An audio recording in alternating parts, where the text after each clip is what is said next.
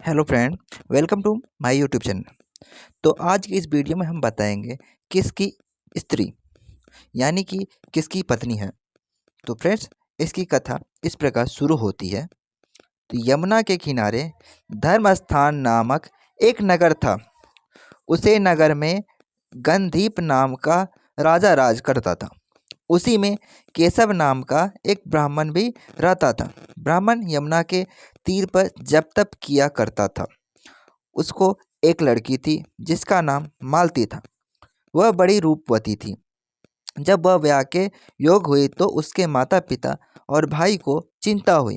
संयोग से एक दिन जब ब्राह्मण अपने किसी यजमान की बारात में गया था और भाई पढ़ने गया था, तभी उनके घर में एक ब्राह्मण का लड़का आया। लड़की की माँ ने उसके रूप और गुणों को देखकर उससे कहा कि मैं तुमसे अपनी लड़की का ब्याह करूंगी। होनहार की बात की उधर ब्राह्मण की पिता को भी एक दूसरा लड़का मिल गया और उसने उस लड़के को भी यही वचन दे दिया। उधर ब्राह्मण का लड़का जहाँ पढ़ने गया था वहाँ वह एक लड़के से यही वादा कर आया। कुछ समय बाद बाप बेटे घर इकट्ठा हुए तो देखते क्या है कि वहाँ एक तीसरा लड़का और मौजूद है। दो उनके साथ आए थे। अब क्या हो?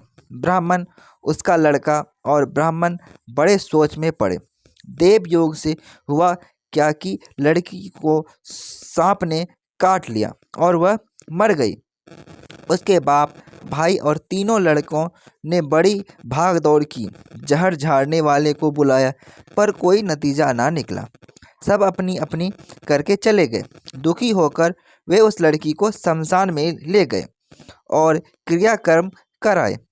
तीनों लड़कों में से एक ने तो उसकी हड्डियां चुन ली और फकीर बनकर जंगल में चला गया। दूसरे ने राख की गठरी बांध और वहीं झोपड़ी डालकर रहने लगा। तीसरा योगी होकर देश देश घूमने लगा। एक दिन की बात है, वह तीसरा लड़का घूमते घामते किसी नगर में पहुंचा और एक ब्राह्मणी के घर भोजन करने बैठा। जैसे ही उस घर की ब्राह्मणी भोजन परोसने आई कि उसके छोटे लड़के ने उसका आंचल पकड़ लिया और ब्राह्मणी से अपना आंचल छूटता नहीं था। ब्राह्मणी को बड़ा गुस्सा आया।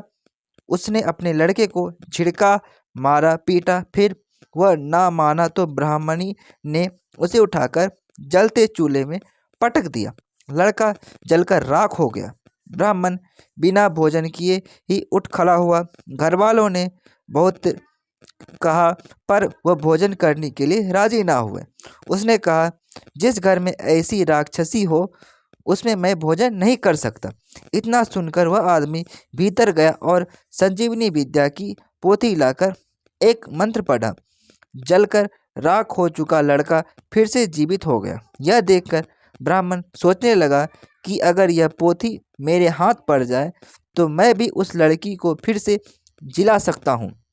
इसके बाद उसने भोजन किया और वहीं ठहर गया। जब रात को सब खा पीकर सो गए तो वह ब्राह्मण चुपचाप वह पोथी लेकर चल दिया।